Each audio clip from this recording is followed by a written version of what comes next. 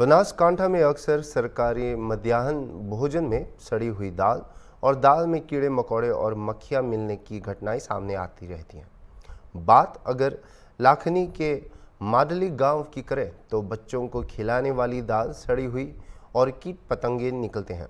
नतीजा यह हुआ कि बच्चों ने खाना बंद कर दिया है।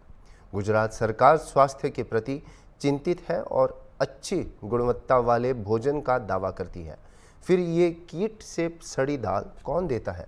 सरकार ने सड़ी हुई दाल देने की अनुमति क्यों दी, या फिर ये सरकार के नियंत्रण में नहीं है?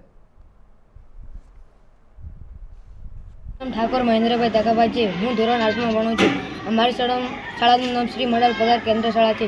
हूँ पहला 10 दिवसथी खातो तो पण हवे नहीं खातो, कारण के मध्य भोजन में कीड़ा ईड़ वगैरह जेवा कीटको आवे छे अने तेना माटे मैं मारी मम्मी पप्पा ने कीधुं तेओए मने कीधुं के मध्य भोजन में नहीं खावानुं। नाम है दवे कपिलभाई मुकेशभाई। हूँ धोरण 8 में भणुं छुं। अमे पहला मध्याह्न भोजन में खावा खाता था, केम के अमे बंद कर्युं छे, केम के अंदर ईल कीड़ी मकोड़ा जेवुं आवे छे। अमे अमारी मम्मी पप्पा ने बात करी, अमारे मम्मी पप्पाए ना पाड़ी छे खावानी।